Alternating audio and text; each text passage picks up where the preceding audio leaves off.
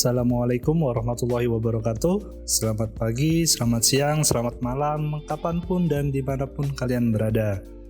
Nah, sebelumnya kita udah belajar bagaimana sih proses pembuatan use case diagram gitu ya. Nah, sekarang kita lanjut ke pemodelan proses bisnisnya dengan activity diagram. Oke, kita langsung aja. Nah, apa sih activity diagram itu ya teman-teman ya? Jadi kalau kita baca di sini, jadi activity diagram itu intinya adalah sebuah flowchart gitu ya, atau sebuah diagram yang memodelkan alur dari sistem kita gitu ya. Nah, kemarin kan kita belajar use case, jadi use case itu bukan sebuah diagram yang menggambarkan alur, melainkan proses dari sistem kita gitu ya. Nah, terus alurnya gimana? Nah, alur itulah yang akan kita ceritakan, kita detailkan di activity diagram. Nah, seperti itu teman-teman. Dan activity diagram ini termasuk ke dalam behavioral diagrams gitu ya, untuk memodelkan sebuah proses.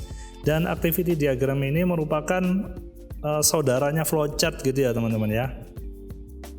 Nah, activity diagram itu sebenarnya simple gitu ya, kayak flowchart. Cuma pertanyaannya, kalau udah ada flowchart, kenapa kok harus pakai activity diagram? Nah, itu ya.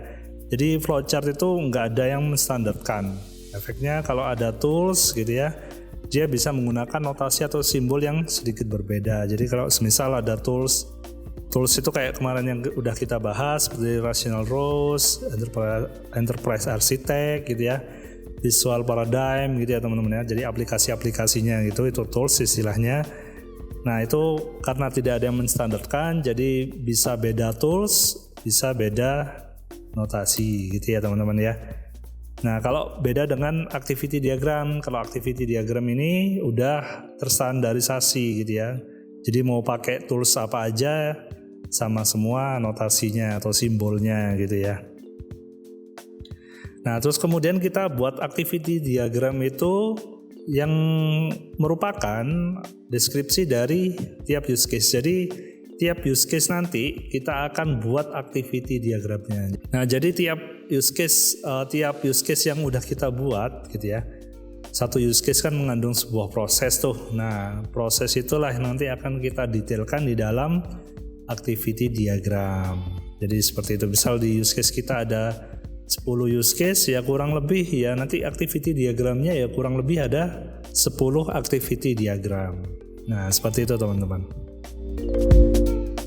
Oke, kita lanjut. Jadi apa saja sih sintaksnya atau notasinya gitu ya, atau gampangnya simbolnya gitu ya. Nah, ini seperti pada umumnya ya, ini lebih sederhana. Di sini ada initial node, ada istilahnya kalau kita kayak flowchart itu adalah ini ada start, ini ada end gitu ya. Final activity node ini ada end, kemudian ada final flow. Nah, kalau final flow ini final gitu ya, udah akhir, tapi di subproses dia berhenti sendiri. Tapi proses utamanya tidak atau belum berhenti gitu ya teman-teman ya. Jadi berhenti pada subprosesnya aja. Itu pakai final flow. Kalau udah berhenti semua, itu kita pakai final activity yang seperti ini. Terus kemudian yang umum-umumnya ada decision gitu ya teman-teman ya.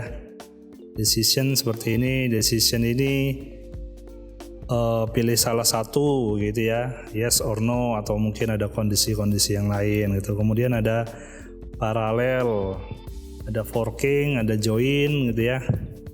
Kemudian siapa yang melakukan, di sini ada swim lane, terus actionnya apa, kita pakai action ini. Ini yang biasanya sering pakai. Oke, saya akan jelaskan satu persatu untuk sintaks atau notasinya.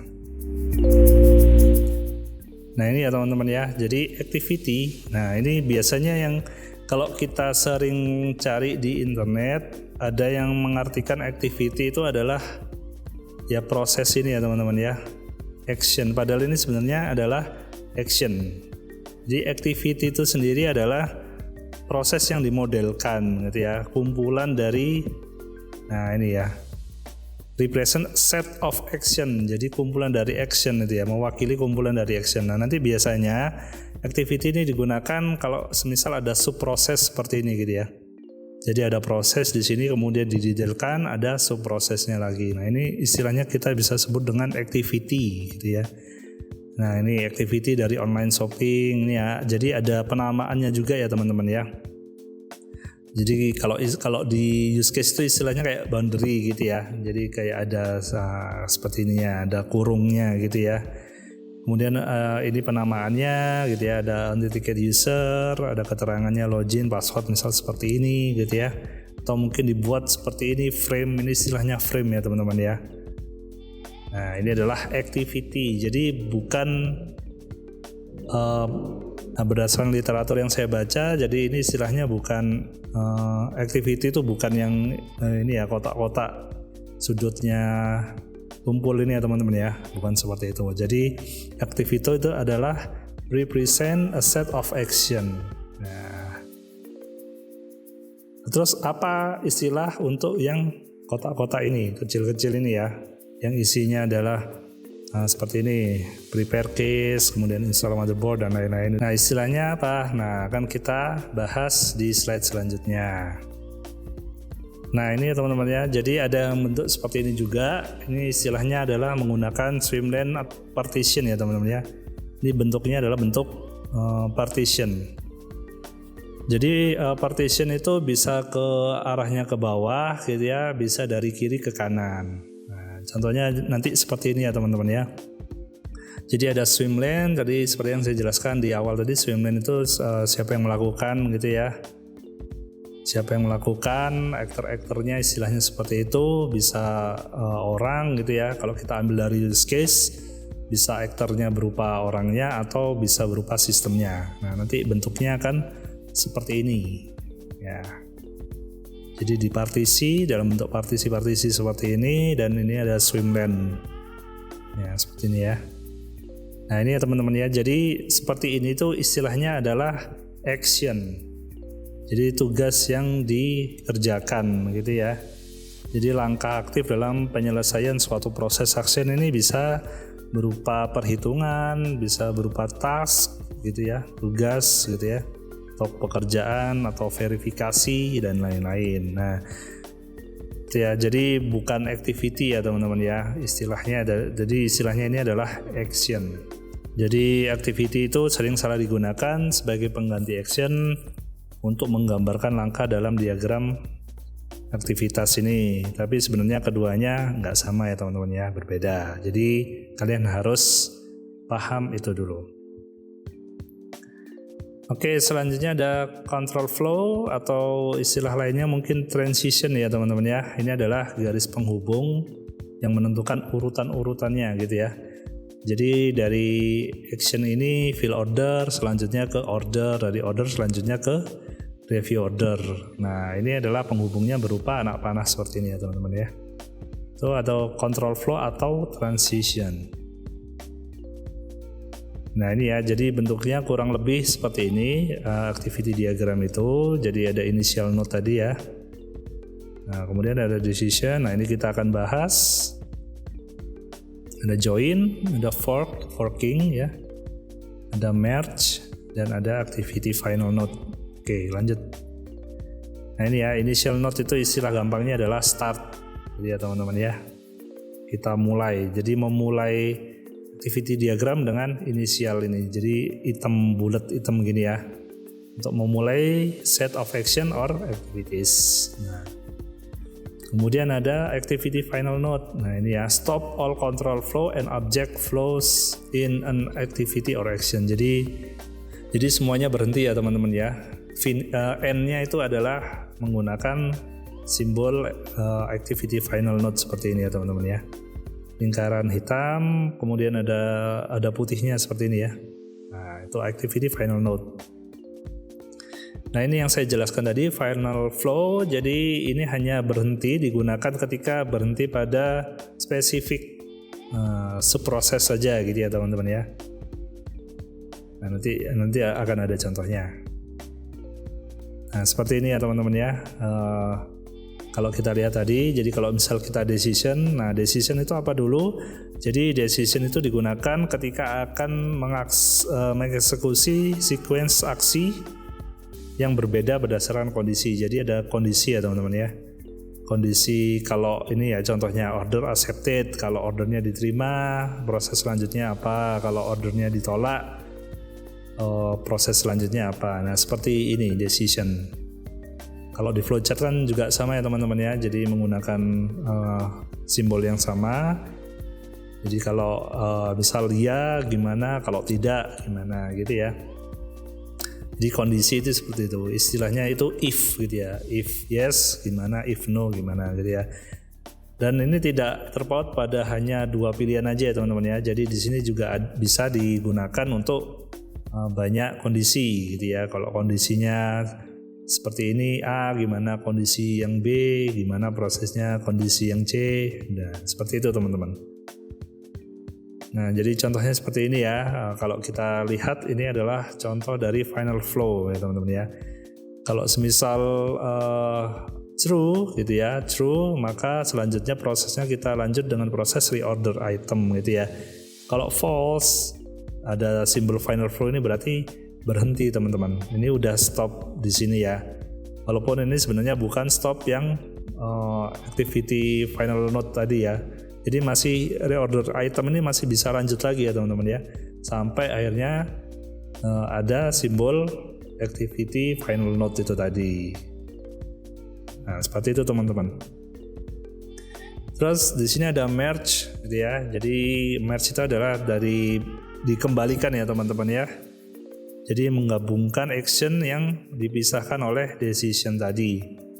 Jadi kalau kita tadi punya decision, kemudian kita pecah gitu ya teman-teman ya, menjadi 2 atau 3 kondisi atau lebih. Nah nanti kalau kita mau bring back together gitu ya, kita kembalikan lagi, itu istilahnya menggunakan istilah merge. Simbolnya sama kayak decision tadi. Nah contohnya seperti ini ya teman-teman ya. Kalau kita lihat di sini, ini adalah decision atau istilahnya adalah branch ini ya teman-teman ya, nyabang gitu ya. Jadi ada 3 kondisi di sini, low priority, medium priority, dan ada high priority. Nah, ini tiap-tiap priority ini punya prosesnya masing-masing ya teman-teman ya. Nah, nanti kalau udah diproses di sini, maka lanjut ke sini lagi jadi satu. Nah, ini istilahnya adalah merge. Jadi yang setelah dicabangin, disatukan lagi, di merge. Nah kalau udah di merge dia jadi satu kesatuan lagi, kemudian lanjut ke post processing. Nah gitu ya teman-teman ya. Nah kemudian selanjutnya ada fork node atau istilahnya forking gitu ya. Jadi memisahkan aksi yang bisa dijalankan secara bersamaan gitu ya, istilahnya atau paralel. Nah, jadi satu proses kemudian dipecah gitu ya, forking itu menjadi sebuah proses yang jalan bareng-bareng. Nah itu istilahnya adalah paralel menggunakan forking node ini ya teman-teman ya. Terus untuk mengembalikan menjadi satu lagi istilahnya menggunakan join. Jadi yang udah dipisahkan sama fork tadi agar bisa gabung jadi satu sequence lagi pakai join. Nah ini ya. Nah, jadi contohnya seperti ini ya teman-teman ya, fork join node. Jadi kita mulai inisial gitu ya. Kemudian langsung di forking ya. Di forking ini secara bersamaan kita lakukan secara bersamaan 2 proses ini. Prepare case sama prepare motherboard ini jadi satu kesatuan gitu ya. Prosesnya berjalan bersama gitu. Kemudian kalau udah selesai langsung dijadikan satu lagi menggunakan join seperti ini ya teman-teman ya. Kalau udah lanjut ke proses selanjutnya. Nah seperti itu teman-teman, contoh dari fork join node. Oke lanjut ya, kita studi kasus activity diagram dari sistem ATM yang udah kita buat di use case diagram kemarin. Nah seperti ini ya yang udah kita buat kemarin. Jadi nasabah memasukkan kartu, include memasukkan PIN dan lain-lain. Kita buatkan activity diagramnya. Nah ini ya teman-teman ya, kita buat satu persatu. Jadi kita mulai dari memasukkan kartu dulu ya. Jadi yang bisa memasukkan kartu di sini ada nasabah dan ada petugas. Jadi kalau kita lihat activity diagramnya seperti ini teman-teman. Jadi kita buat swim lane, kita buat partition gitu ya. Nah di sini petugas dan nasabahnya bisa ditumpuk seperti ini ya teman-teman ya, karena melakukan action yang sama. Jadi kita nggak perlu bikin partisi lagi, bikin swim lane di sebelahnya sini ya, karena udah sama ininya ya actionnya. Jadi cukup ditumpuk seperti ini bisa. Nah contohnya seperti ini, kita mulai initial ya teman-teman ya. Kemudian actionnya kita masukkan kartu. Nah ini ya teman-teman ya. Jadi yang ada di sini kalau kita berbicara tentang partition atau swim lane ini, jadi di dalam activity ini dapat berisi berbagai macam aktor tadi ya, seperti yang dijelaskan. Jadi yang berhubungan dengan use case. Jadi di sini ada aktor apa aja sih? Ada nasabah, ada petugas, ada sistem inti perbankan gitu ya. Nah, jadi seperti ini ya teman-teman ya. Jadi ada petugas, ada nasabah, dan ada sistem perbankannya, seperti itu. Nah, jadi bisa berupa aktor, bisa berupa orang, atau berupa sistem. Jadi tiap aktor-aktor di sini dia akan bertanggung jawab terhadap aksi-aksinya, gitu ya teman-teman ya. Jadi misal kayak ini. Jadi siapa yang memasukkan kartu? Yang memasukkan kartu adalah si aktor, nasabah, dan petugas. Jadi kita nggak memasukkan kartunya nggak di dalam sistem ATM sini ya. Jadi yang memasukkan adalah orangnya gitu ya. Baru yang memvalidasi kartu adalah sistemnya. Nah seperti itu teman-teman. Oke, di sini ada validasi kartu, kemudian ke decision ya teman-teman ya. Kartu valid gitu ya. Kalau kartunya valid maka tampilkan menu PIN ya. Kalau tidak maka reject, kartunya dikeluarkan gitu ya. Kemudian selesai. Final activity note. Ya, seperti itu aja teman-teman, simple ya teman-teman ya. Oke, kita lanjut. Setelah memasukkan kartu, prosesnya apa? Memasukkan PIN gitu ya. Nah, memasukkan PIN di sini kita lihat include. Nah, lanjut ya. Sama petugas dan nasabah juga sama memasukkan PIN. Jadi yang memasukkan PIN adalah aktor petugas dan nasabah gitu ya. Kita mulai dulu inisial, masukkan PIN dan menu PIN gitu ya. Kemudian arahnya ke sini, kita divalidasi oleh sistemnya. Nah, kemudian di sini ada decision, apakah PIN-nya valid gitu ya. Kalau PIN-nya nggak valid, salah, dilihat salahnya lebih dari 3 kali nggak gitu ya. Kalau salahnya lebih 3 kali, maka blokir kartu. Kalau entry-nya tidak lebih dari 3 kali, maka masukkan PIN lagi gitu ya. Jadi muter ya teman-teman ya.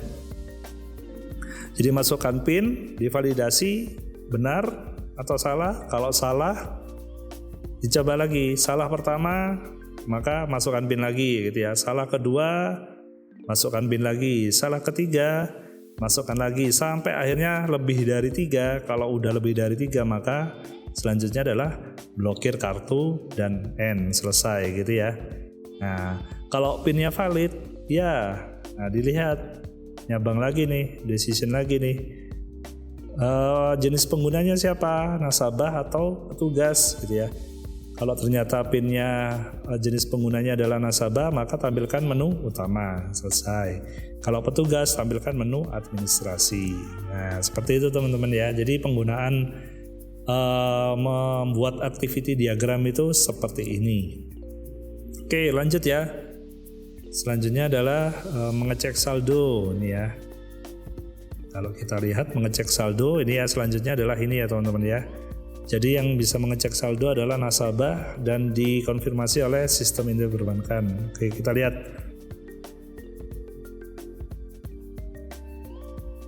Nah, seperti ini ya teman-teman ya, mengecek saldo. Yang mengecek saldo adalah nasabah, kemudian sistem ATM dan sistem inti perbankannya sendiri. Kita inisial, kemudian kita pilihkan, tadi udah masuk ya teman-teman ya, udah masuk ke tampilan menu. Di sini kita memilih untuk pilih cek saldo dari menu utama gitu ya. Jadi apa yang kita lakukan ya teman-teman ya, jadi interaksi manusia dengan sistemnya gitu ya. Nah, didetailkan di activity diagram ini.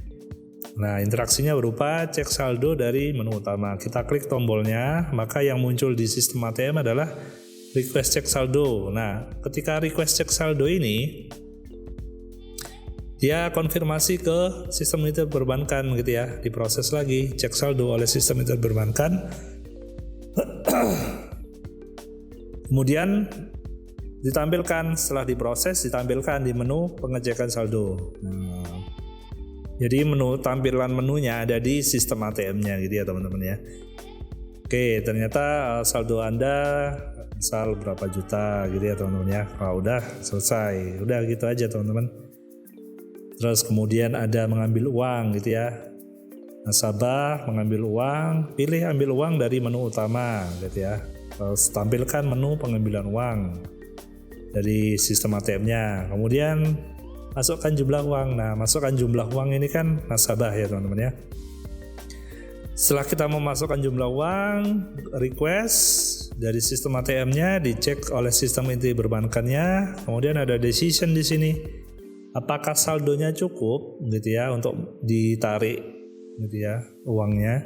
Kalau ternyata tidak, maka nanti muncul di sini teman-teman di sistem ATM-nya gitu ya. Kalau kita misal ambil uang ternyata uangnya yang mau kita ambil nggak cukup, itu akan muncul error seperti ini, tampilkan error saldo tidak cukup. Maka kalau udah error seperti ini maka akan kita masukkan lagi gitu ya, akan muncul lagi menunya gitu ya. Lalu kita masukkan jumlah uangnya kembali, kemudian muter lagi ke sini. Oh ternyata cukup gitu ya untuk diambil uangnya. Ini iya ya harusnya ya, salah ya saya teman-teman ya. Ini salah, harusnya ini iya. Kalau saldo cukup iya, maka proses ambil uangnya. Gitu ya.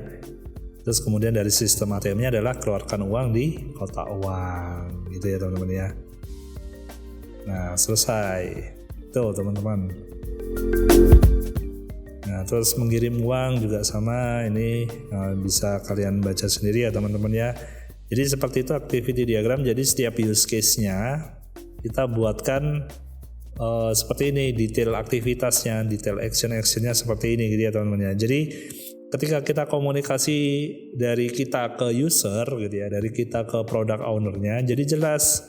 Nah dengan gini kan kita paham ya, oh ternyata nanti orangnya ini interaksi dengan sistemnya berupa ini, nanti sistemnya ngasih feedback berupa ini, kan seperti itu ya teman-teman ya. Jadi orangnya, usernya bisa paham. Seperti itu.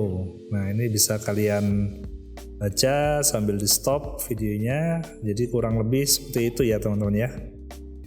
Cara menggunakan activity diagram. Nah ini ya mengupdate informasi kotak deposit. Nah yang bisa mengupdate informasi kotak deposit kan hanya petugas ya teman-teman ya. Nah, jadi bukan nasabah melainkan petugas. Nah, jadi pilih update gitu ya, kemudian tampilkan menunya, di lagi interaksinya, actionnya oleh petugas, masukkan datanya gitu ya, kemudian divalidasi oleh sistemnya valid atau tidak gitu ya. Kalau tidak, tampilkan error, kemudian masukkan lagi, suruh masukkan data lagi gitu ya. Kalau iya maka tampilkan data, dan ini ada decision lagi, setujui data masukan gitu ya. Kalau tidak, masukkan data lagi. Kalau ternyata iya, sistem akan mengupdate data yang ada di kotak deposit. Selesai gitu ya teman-teman ya. Nah ini ya teman-teman ya, keluar sistem. Nah ini kalau kita udah selesai gitu ya, setelah kita ngambil uang, itu salah satu contohnya ya. Misal kita ambil uang selesai, pilih keluar sistem di menu utama, selesai gitu ya. Kemudian proses keluar sistem. Nah ini di sini ada forking ya teman-teman ya. Nah di forking ini adalah melakukan proses secara bersamaan, yaitu melakukan keluarkan kartu dan keluarkan kwitansi. Nah ini adalah proses yang dijalankan secara bersamaan. Ini menggunakan forking seperti ini ya teman-teman ya. Nah kalau udah dijadikan satu lagi join gitu ya. Kemudian tampilkan pesan telah keluar sistem. Nah selesai. Nah gitu ya teman-teman ya. Jadi seperti itu cara membuat activity diagram dari setiap use case-nya. Jadi kalian mudah ya teman-teman ya, seperti ini lebih mudah, lebih sederhana daripada flowchart gitu ya. Jadi insya Allah kalian bisa membuatnya. Oke, terima kasih Untuk hari ini kita udah belajar tentang use case diagram dan activity diagram. Jikalau ada pertanyaan, kalian bisa tanyakan di kolom komentar. Jika saya ada salah, saya mohon maaf sebanyak-banyaknya. Saya tutup. Assalamualaikum warahmatullahi wabarakatuh.